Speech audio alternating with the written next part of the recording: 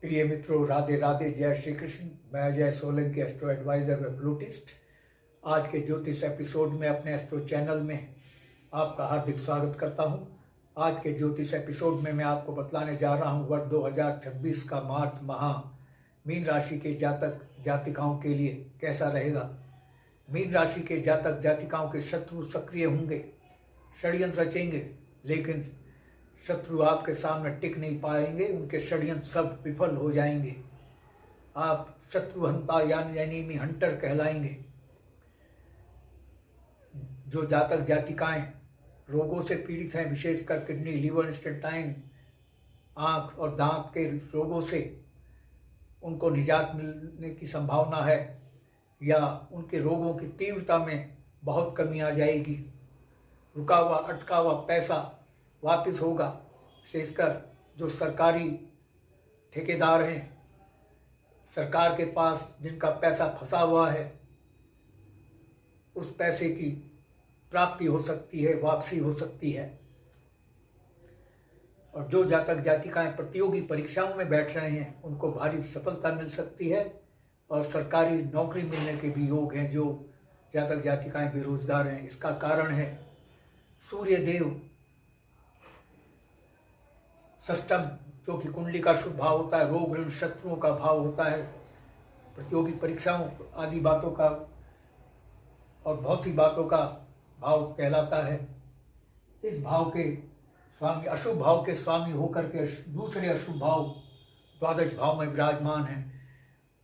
जब एक ग्रह अशुभ भाव का स्वामी होकर के अशुभ भाव में, दूसरे अशुभ भाव में विराजमान हो जाए तो विपरीत राजयोग का निर्माण करता है। विपरीत राजयोग श्रेष्ठतम राजयोगों में से माना गया है। तो इस सूर्य देव अपने विपरीत राजयोग से ये लाभ आपको प्रदान कर रहे हैं। आपके मान सम्मान पर प्रतिष्ठा में वृद्धि हो रही है। आपको मार्च माह में कोई पुरस्कार या उपहार मिल सकता है। जो राजनीति में है उनको उच्च राजनीतिक पद मिल सकता है और आपके भौतिक सुख सुविधाओं में वृद्धि हो रही है। नवीन भवन वाहन खरीदने, नवीन भवन निर्माण, आवासीय प्लॉट खरीदने के योग बन रहे हैं। इसका कारण है बृहस्पति देव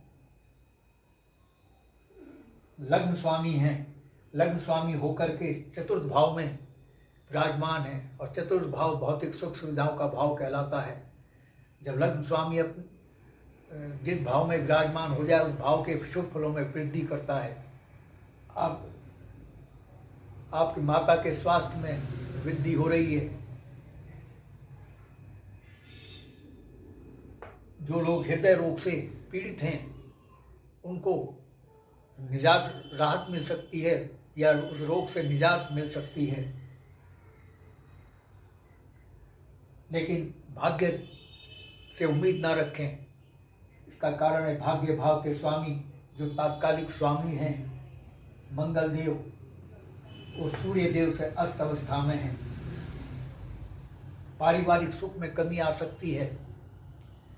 पति पत्नी में तालमेल बिगड़ सकता है।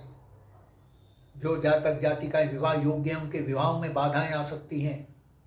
जीवन साथी संगनी ढूंढने में विलंब हो सकता है।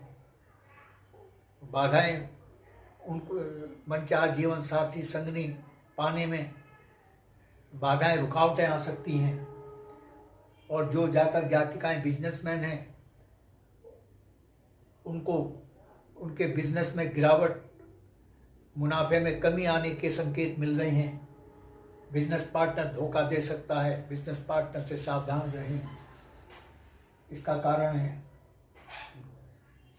इन बातों को एड्रेस करने वाला जो सप्तम भाव है, जो मैंने बातें बतलाई हैं।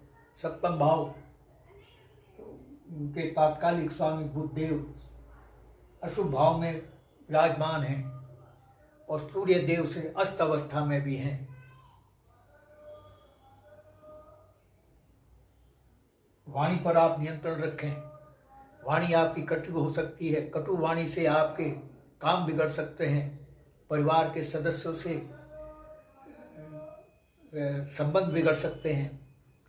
इसका कारण है द्वितीय भाव, जो इन बातों का भाव कहलाता है, जो मैंने आपको बतलाई है, इनको एड्रेस करता है। इसके तात्कालिक स्वामी ग्रह मंगल देव सूर्य देव से अस्त अवस्था में है और अशुभ भाव में विराजमान है।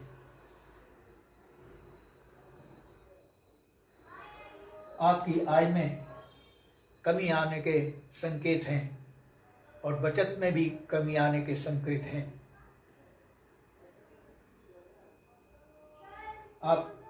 लेकिन आपको विरासत में धन संपत्ति प्राप्त हो सकती है। ससुराल पक्ष से आपको लाभ मिल सकता है। बताने को बहुत कुछ है, लेकिन वीडियो की लिमिटेशन होती है। यदि आपको मेरा यह एपिसोड पसंद आया है, I request you to please subscribe my channel. मैं आपके संज्ञान में यह भी लाना चाहूँगा, देश और समाज के लिए, हालांकि मेरी एस्ट्रो सेवा निःशुल्क है, लेकिन व्यक्तिगत परामर्श निःशुल्क नहीं है। इस कार्य में गहन एस्ट्रोलॉजिकल कैलकुलेशन अध्ययन की आवश्यकता होती है, समय लगता है, मेहनत लगती है। मेरा जो शुल्क है वो बहुत अफोर्डेबल और कंफर्टेबल है। यदि आपके मन में कोई प्रश्न या क्वेरी है तो आप कमेंट बॉक्स में कमेंट कर सकते हैं। यदि आप अपनी लग्न पत्रिका या जन्म कुंडली की एनालिसिस कराना चाहते हैं तो आप अपने प्रश्नों के साथ साथ अपने बिल्कुल सही जन्म तिथि, जन्म समय, जन्म स्थान मेरे व्हाट्सएप नंबर 9411769698 पर भेज सकते हैं। मैं आपके प्रश्नों का तुरंत उत्तर दूंगा। बस आज इतना ही मित्रों। धन्यवाद। राधे राधे। जय श्री कृष्ण।